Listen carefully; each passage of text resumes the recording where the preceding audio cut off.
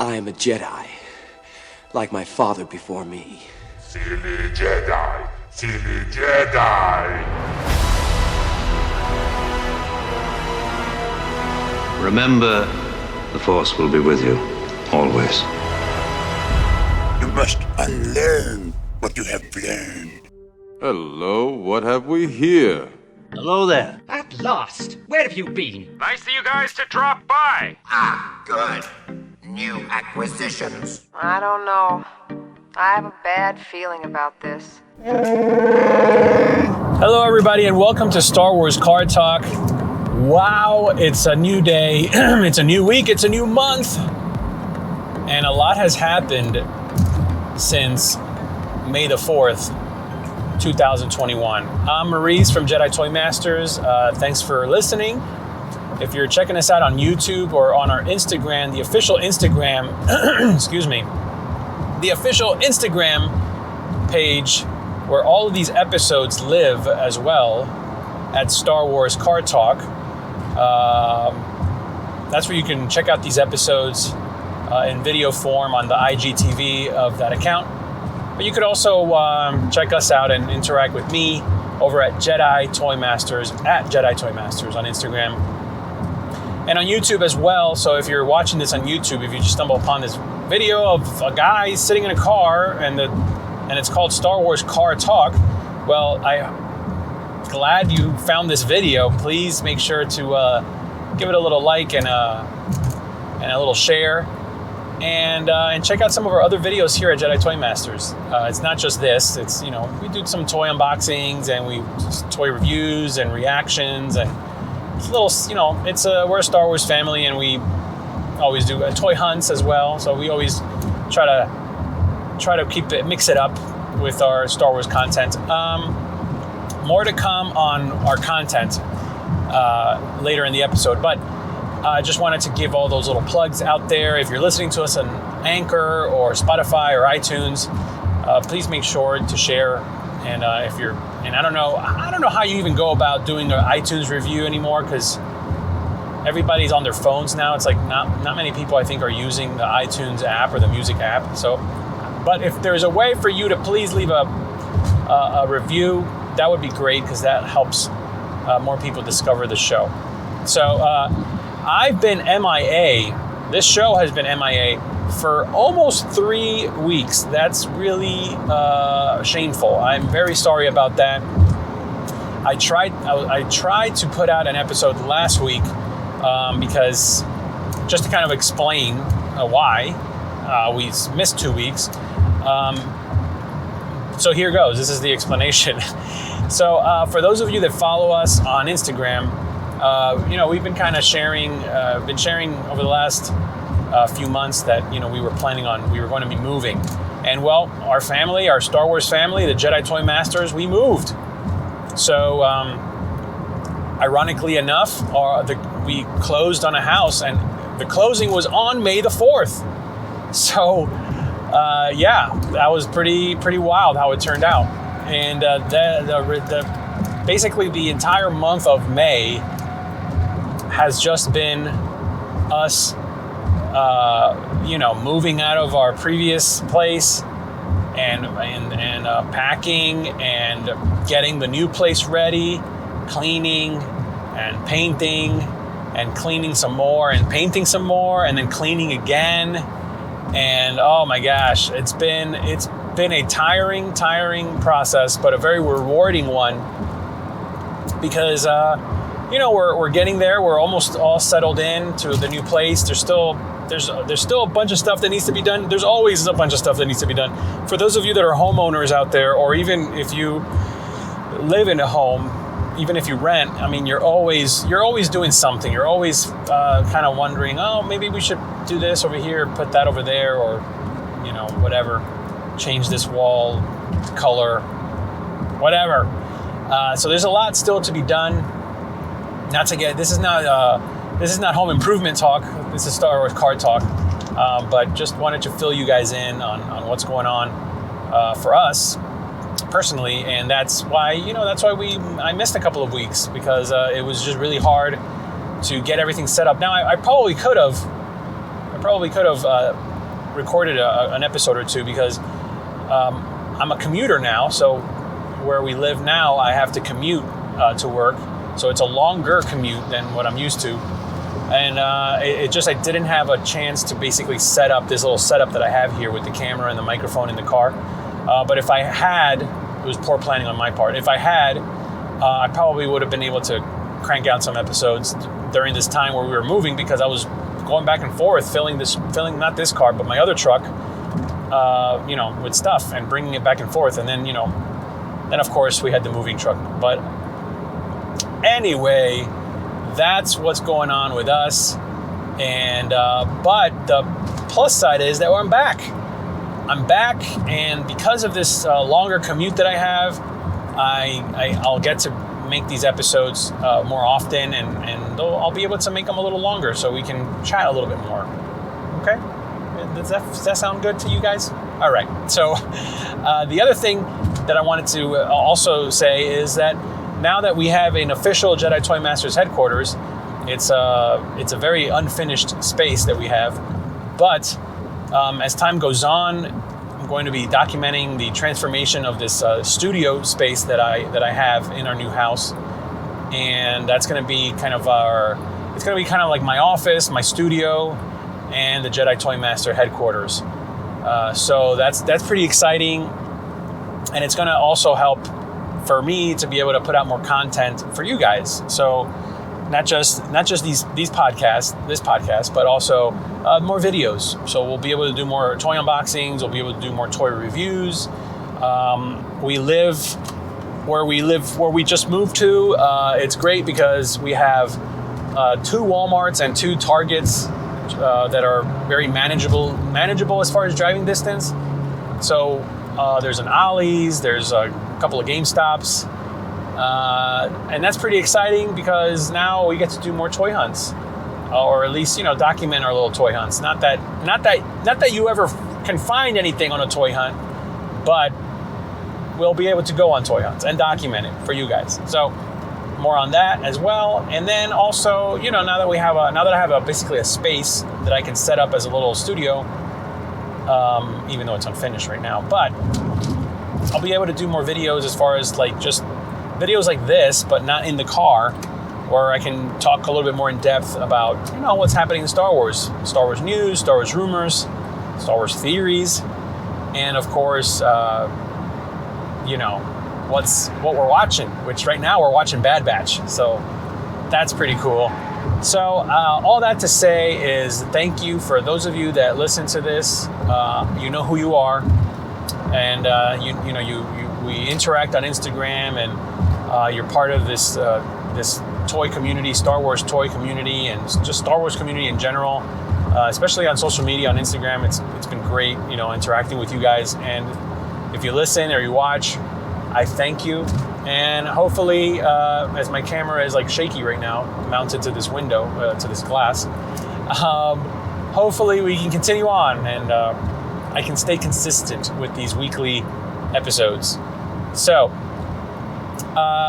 like I said, May the 4th was a crazy day for us because we closed on our house, and then we rushed home to our previous home because we were still packing.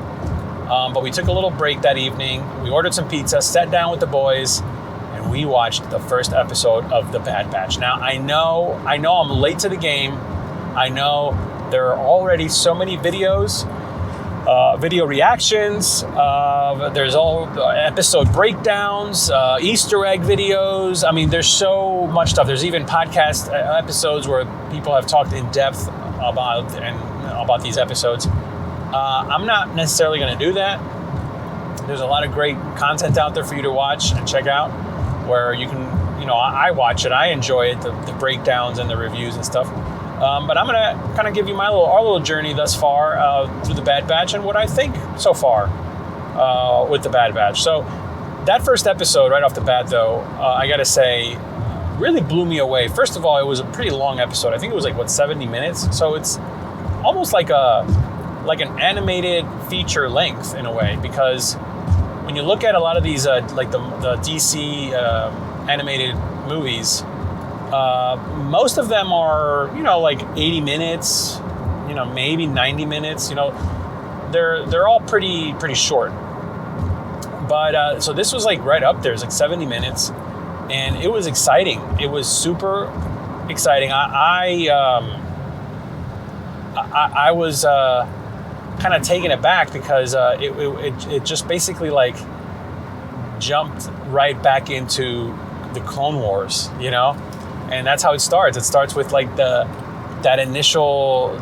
last battles of the Clone Wars before Order 66, and you're literally in a battle where you have a very young Caleb Dune, right?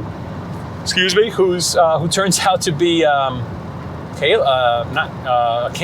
from the Star Wars Rebels, which I was like, wow, this is so cool that we get to see him as a little kid as a Padawan with his Jedi Master, and we get to see a little snippet of his backstory.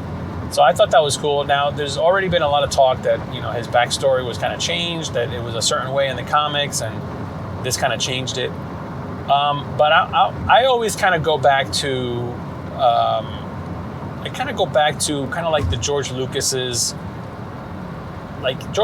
kind of philosophy of the canon, the Star Wars canon, and I may not be 100% correct in this opinion, although it's my opinion, and I think it's more or less what George Lucas has said in the past. And I think because Dave Filoni is kind of like the Padawan disciple apprentice of George Lucas, and he's now carrying on the mantle of these stories, at least in animation.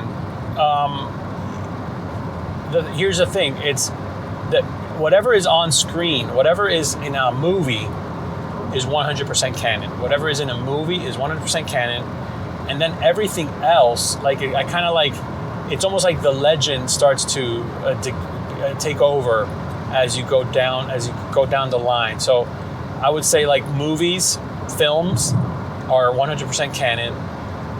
Animation is canon. But then when you get to like books and comics is almost like the hieroglyphics on the cave walls that you would look at and kind of imagine what the story was. So I think comics is a great tool for expanding stories, for kind of elaborating on stories, for going crazy in the stories. But it shouldn't be 100% canon, because at the end of the day, the comic represents what is kind of like the myth, the legend, the exaggerated story by the campfire.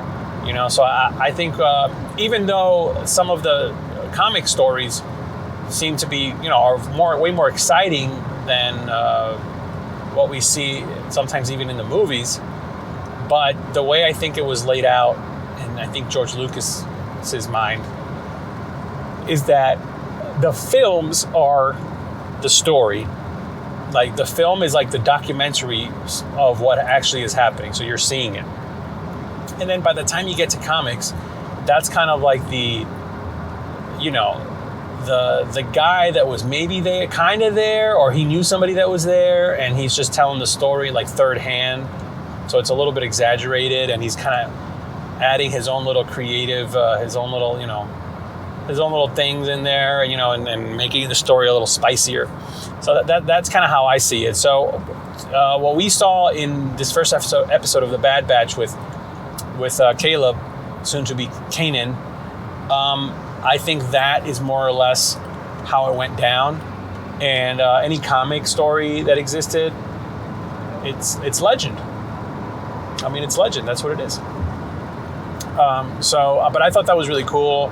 The Order 66 goes out, and you see all these clones turn, and the Bad Batch doesn't know how to, what to make of it. And Crosshair is like the only one that's really kind of like, his inhibitor chip is really kind of like fighting him on that. So he's taking the order. So that whole thing was really cool. seeing Tarkin again was really cool, and then in the subsequent episodes, the idea that they're gonna slowly kind of do away, or they're kind of toying with the idea of doing away with clone troopers and having recruits, because somebody that would volunteer to fight for the Empire is basically somebody that is more passionate for the cause, whereas a clone trooper is just following orders and I don't know. I mean, it's a weird argument, but they're kind of pushing that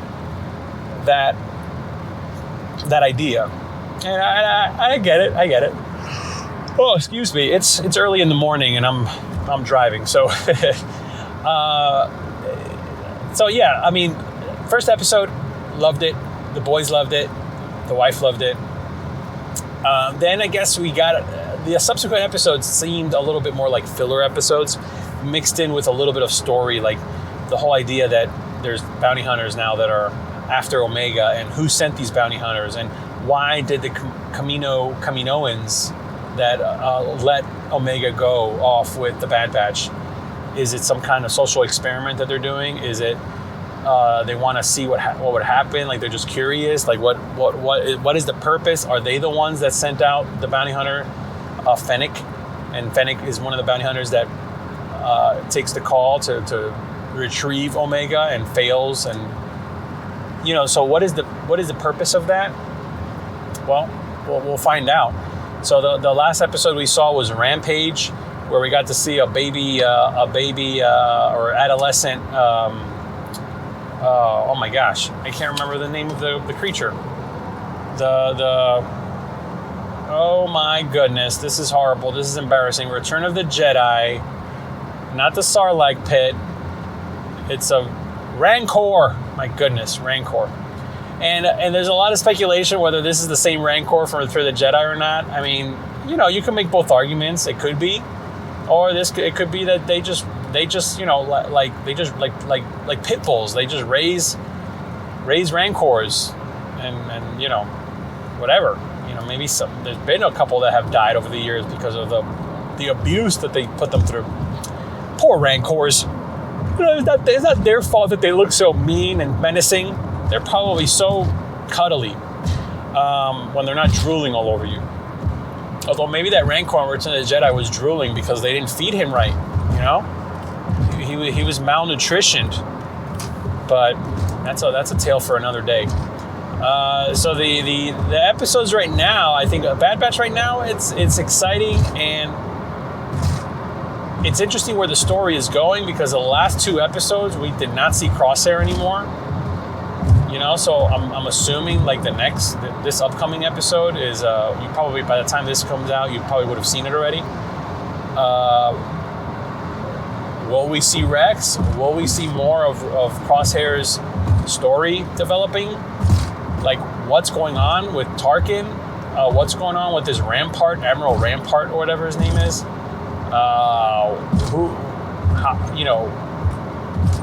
What's the real significance of that character? Because, I mean, you can pre-order his Black Series figure at Walmart already. So what's the significance about that character? Who does he, what pivotal role does he play in the future? There's a lot to dive into. Omega, I mean, just her character alone, like, who is she? Where is she as far as like later on in the story? In the original trilogy, where is she during that time? Was she around even after the VOT? Excuse me. And how does the Bad Batch fit into all that? Like, is the Bad Batch kind of like the Rogue One characters, where their end game is coming? They're gonna maybe, like, does it end where they sacrifice themselves somehow for Omega, to save Omega, and then maybe Omega pops up, maybe like on The Mandalorian as an adult or something? We don't know. So it's exciting to be watching the Bad Batch, and it's exciting to find out week to week, like, what's happening and like what's gonna happen. And I'm super pumped that we got this. And even, for those of you that are like Star Wars and Marvel fans, it's like we had WandaVision, we had Falcon and the Winter Soldier, and then now we have Bad Batch, and then like right after Bad Batch, we're getting like literally in the next week we're getting the Loki series, and then like after Bad Batch and after the Loki series, we're probably going to get an announcement, or we'll probably have a date already for when the Obi-Wan series is coming out, when the Andor series is coming out, or the Book of Boba Fett series. I mean, those are 3 series that we are definitely getting. Like Andor is literally like in almost post-production at this point. Obi-Wan has already started production. And who knows as far as the Book of Boba Fett series, because they were really trying to push this Book of Boba Fett for a December release. So who knows how far along they are with that show, or who knows if maybe it's a short series, like maybe it's only going to be like 4 or 5 episodes or something like that, and maybe that's why they're able to crank it out faster. I mean, I would imagine because of the scale of these shows and because of all the sets that they build, and because you have Andor, Obi-Wan, and Book of Boba Fett kind of filming on the heels of each other, I would assume that they're kind of that they would be smart about like reusing a lot of sets and kind of like reconfiguring certain locations and stuff like that. Because at the end of the day, like, yeah, Obi-Wan takes place before the original trilogy, and Andor takes place also before the original trilogy. So really, those 2 shows, you could almost get away with. I mean, you can get away with a lot with filming those 2 shows back to back. The Book of Boba Fett now takes place after the original trilogy, but still, you can still kind of get away. It's Star Wars. It's the lived-in universe. You can do it. So those 3 shows are definitely coming out. Like, either end of this year and definitely next year. So like next year, we could potentially end up with like 3 Star Wars shows within a year. And I think that's pretty stinking cool. And then, we'll see what happens after that. We don't know what's happening with the Rangers of the New Republic. We don't know what's happening with that. We don't know what's happening with the Lando series. We don't know what's happening with the Patty Jenkins Rogue Squadron movie. Like, when is that going to start filming? When is that planning on being released? So there's a lot of, I guess, balls in the air. There's a lot of stuff. There's all these rumors about what's happening at Lucasfilm. I mean, this whole little thing came out last week where on the Star Wars website, they officially listed Dave Filoni as like the president of, or something, director, as basically the main guy as far as a creative story or something or other for Lucasfilm, for Star Wars. Basically, that's like, he basically is like running the creativeness of Star Wars, the Star Wars division. And apparently he had this position already for a while, for who knows how long. They just kind of made it official. And I get it. Sometimes it takes a while for people to update certain things, or it takes forever sometimes for a promoted person to get updated business cards. You know what I mean? So I can see that, but I think it's just also interesting that in the atmosphere that we live in, where everything is taken very literal, or everything vague is taken to mean a countless number of things. It's interesting that, with all these rumors about Kathleen Kennedy, whether she's going to stay on Lucasfilm, whatever, that now this little thing pops up, and of course the Star Wars fans on the internet are going to catch it and exploit it and be like, hey, look at this, they officially made Dave Filoni, Dave Filoni is going to run, oh my gosh, Star Wars, like, that's awesome, like, Star Wars is safe. Yeah, but I'm going to, I heard somebody say this on a podcast recently that made a lot of sense, and that is that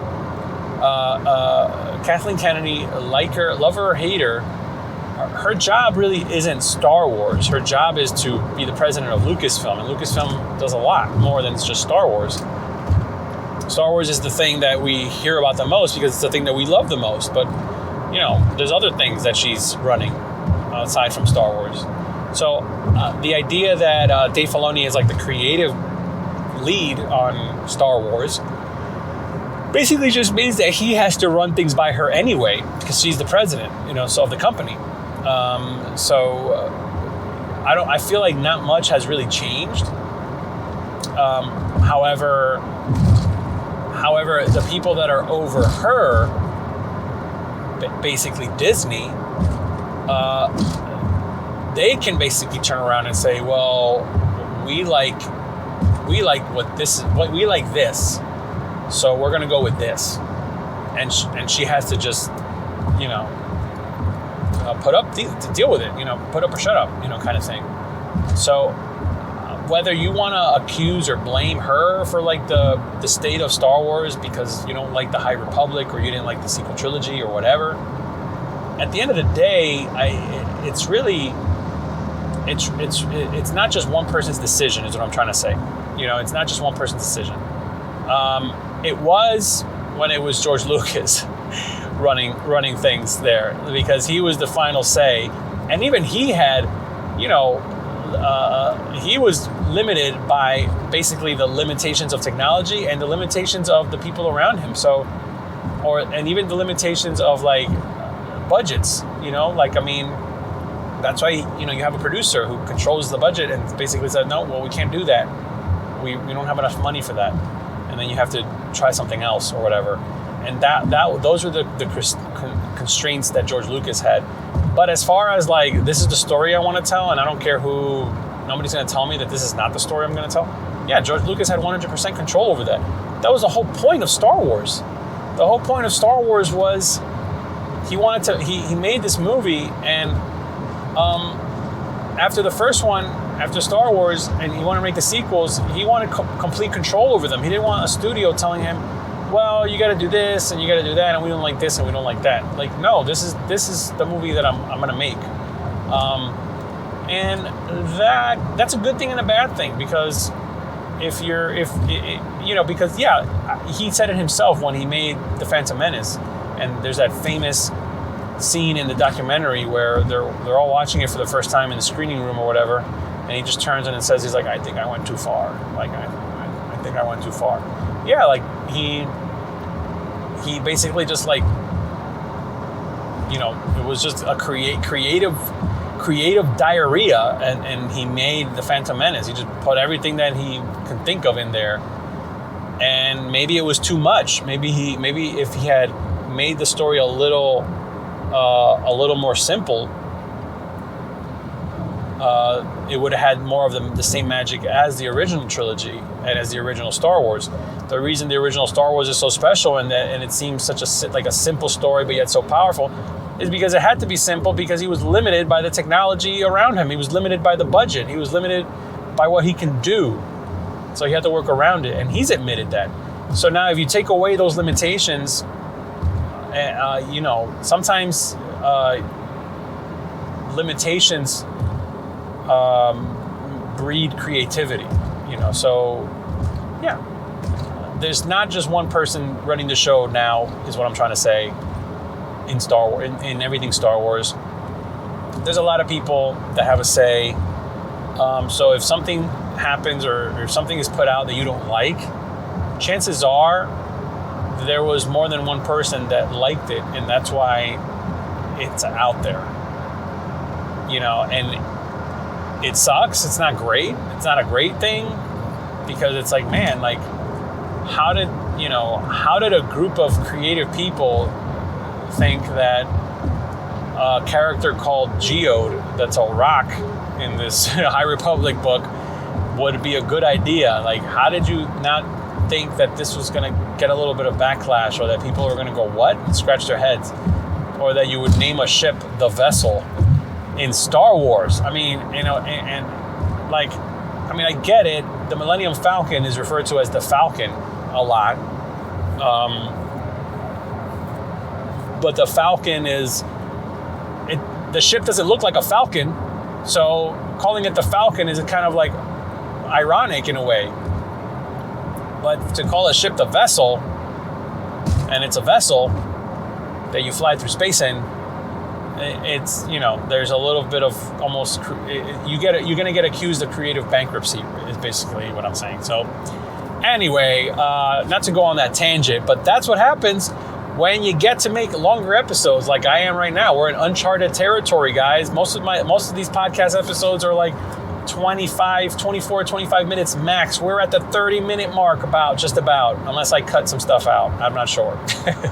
But yeah, so Bad Batch is great. Everything upcoming that we're excited about. And as far as the toys, well, oh my goodness. If you follow me on Instagram at Jedi Toy Masters, you'll see that a couple weeks ago there was the release of the Lucasfilm 50th anniversary Black Series figures. In the original, there was 4 figures that were released, Target exclusives, in the original kind of like Clone Wars 2008-ish packaging, but like made to scale for a 6-inch figure. Thought that was really cool. They released Anakin, and I talked about this in a previous episode. They released Anakin, Obi-Wan, Echo, and a clone pilot, which I thought that was kind of weird. Like, I get Echo because we've not had an Echo 6-inch figure, but a clone pilot, like, I don't know. I feel like they should have gone with, like, I don't know, a different character maybe. It's just weird. Like, they went with some random clone pilot. Like, I don't know. That was just a weird choice. Or go, you know, Obi-Wan, Anakin, Echo, and then, like, you could have re-released Rex, you know, or do like a repackaging of like a battle droid or something, you know, because it's like, why not? People will buy it. But anyway, we get this clone pilot, which is fine. Except you can't remove the helmet. I don't think you can remove the helmet. But anyway, I was able to pick them up. Funny story here. Driving on one of my many trips to the new house, that was a Friday. I decided to stop at the Target. I'm like, oh my God, there's a Target right here. I'm gonna stop in there. It was early. It was like maybe 9:30 in the morning. I go there. I go straight to the toy aisle, right to the to the Star Wars section, and I'm looking around and I see nothing. Then in my peripherals, I see, like, at the end of the aisle, I see like an employee with like a cart full of boxes, and I see 2 dudes standing there, and as soon as they see me, they're like, hey, they're over here. Like, they knew, which was kind of funny. Of course, I was wearing an Empire Strikes Back shirt, so they had to have known. And surely enough, I go over there, and she was unboxing the figures. They had a couple of boxes of them. And of course, they also had like some Marvel Legends, and one of the guys there was like super excited because he basically picked up all the Marvel Legends new wave that they had, that she was putting out. But at this Target, they had Anakin, they had Echo, and they had the pilot. So they only had those 3, but they had multiple of them, which was amazing. Like, I was very tempted to buy more than one because I knew that there was going to be people out there that were going to say, oh, I can't find them anywhere. My Target is sold out or whatever.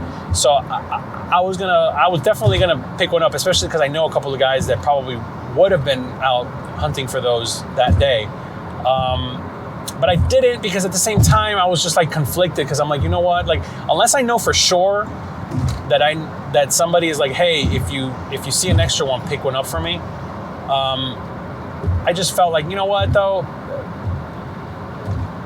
Hopefully somebody that really wants to collect these, or a kid that likes these, or a dad like me that wants to pick them up for their boys, because we are going to open them. That we will be doing an unboxing of those. I haven't done it yet because we were in the middle of moving.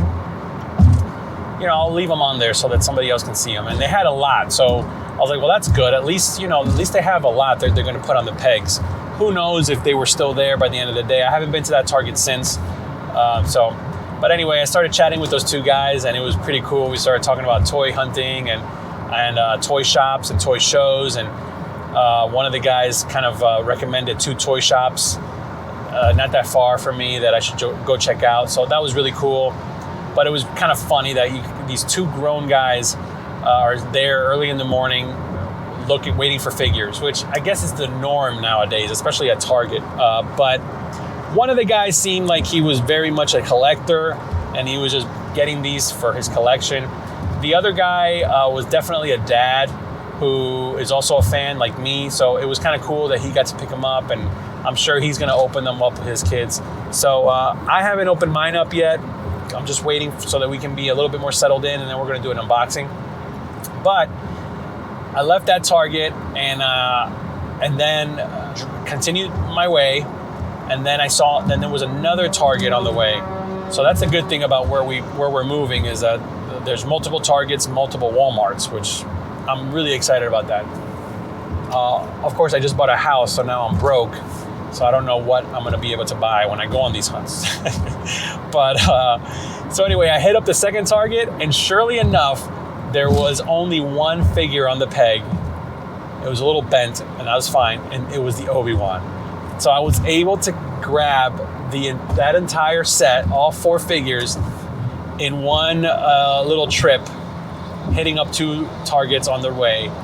And that was quite interesting. I think that might have been a first for me, to be able to actually go out on like the day that a figure is to be released and actually find the entire wave in a store.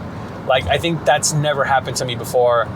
I think the only other time that's never happened to me before, not including like back in the good old days when you would go out on a Force Friday and wait in line at midnight at like your Toys R Us, and then just go in and like, you know, they would have all the toys out already, and you would just grab what you want. Of course, during those days, I wasn't really collecting anything specific, so it wasn't like I was out to get an entire wave of anything. It was just like, oh, let me see what they're putting out there, you know? Now it's like they put things out in these little tiny waves, these little microwaves, and oh, this figure comes out in October, and this figure comes out in September, and this figure comes out in July, and you gotta pre-order it. And I don't like pre-ordering. I like to find it in the store. So sometimes I do pre-order, but you know. Anyway, so that was really exciting. I was have them still in my Target bag, in the attic, in the attic space that we're going to be turning into the studio. And I'm really excited. I can't wait to do the unboxing with the boys, because they're going to love them. And we recently did an unboxing that I put up for our first unboxing in the new home. I put it up a couple days ago on our Instagram account, and I'll probably put it up here on YouTube as well if you're watching. And that is, I found Hunter from the Bad Batch, Black Series Hunter, and I was able to pick him up at a GameStop. Found him. It was really another funny story, because I happened to see somebody post on Instagram, hey, Hunter is available at GameStop again. It's in stock. So I go on my GameStop app, and I see the Hunter, and I see that I can pick up at store. So I click on it, and I buy it. And like an hour later, it tells me it's ready. So I run out on my lunch hour to the GameStop, and I go to pick it up. And I'm the only person in the store. It's the middle of the day, in the middle of the week. And the employee just looks at me. He's like, oh man, it was the last one. I was hoping to grab this one by the end of the day. So it was a bittersweet, because I was like, oh man, this poor guy, like, he works at GameStop, and he was probably hoping to be able to like not sell this figure so that he can take it home with him, you know, so he can buy it himself. And I just bought it. So, but it was cool because my boys love the Bad Batch. I only wish they would release the Bad Batch in 3 3/4, because I think that would be such a cool thing, so you can really add them to the rest of our Clone Wars kind of toys and do adventures and stuff. But they're only in 6-inch right now. So I was able to pick up Hunter. We already have Crosshair, and the boys are super excited about that. And then I had previously picked up the archive collection, Cody, which was really fun. And then on a previous toy hunt in one of our older videos, I had gotten a Scarif Shore Trooper. I keep saying Sand Trooper, but it's not a Sand Trooper, it's a Shore Trooper. I think I called it a Sand Trooper in the unboxing video. But Shore Trooper one of my favorite troopers from the new wave of stormtroopers that are out there in the films and stuff. And so we were able to pick that one up. So we got to unbox all 3 of those figures, which was great. And now the boys have like a nice little basket full of like 6-inch figures that we can play with. Like we got Bad Batch figures, we got Clone Wars figures, we got Mandalorian era figures. So like that's kind of cool. Like I didn't want to get into 6-inch again, because I kind of like sold off most of the 6-inch that I had bought during the time that Rogue One came out. I told this story many times, but I kind of bought a bunch of Stormtroopers during Rogue One era and Black Series stuff, and I just started buying more and more and more, and then I just realized I'm getting way too many Black Series figures, and I don't even know if I'm going to want these later on. I don't know if my boys are going to want to play with these. They're so big. But it turns out they love 6-inch as well, so I figured if I'm going to get 6-inch, let's stick to the Clone Wars and Mandalorian era, because those are the 2 eras that they are like loving right now. They also love Star Wars Rebels, so I got them. We'll see what I can get in the Rebels era. But anyway, that was an exciting toy hunt and an exciting toy unboxing that we did recently. So check those out on our Instagram page, and soon I'll put them up here on YouTube. But I guess that's going to do it for this week, guys. This has been a marathon episode. I got to get to work and have some coffee because, man, it's early. But, guys, I thank you for listening. I thank you for watching. Thank you for hanging in there with me. I know it's been a couple of weeks that I was MIA. Please, keep in touch with me and hit me up on Instagram at Jedi Toy Masters.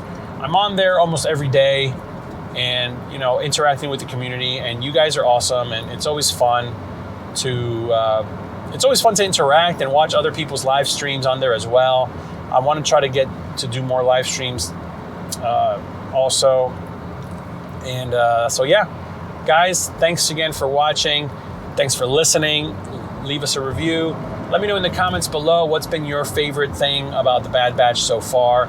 And also let me know in the comments below or on Instagram, hit me up and let me know what's your, any toys that you're excited about, any releases that you're excited about, anything that you're on the hunt for.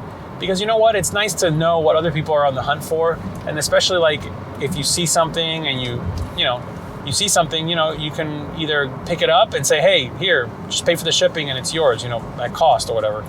Like, that's always nice to hook people up like that. And I want to try to get into the habit of doing that more because so many people have done that for me. Now that I can actually go out on more hunts, I'm going to try to do that. But it's the best way to know is if we're all interacting on Instagram, on social media. So let me know in the comments below on here and or hit me up, DM me at Jedi Toy Masters. Guys, thank you again. And remember, The Force will be with you, always.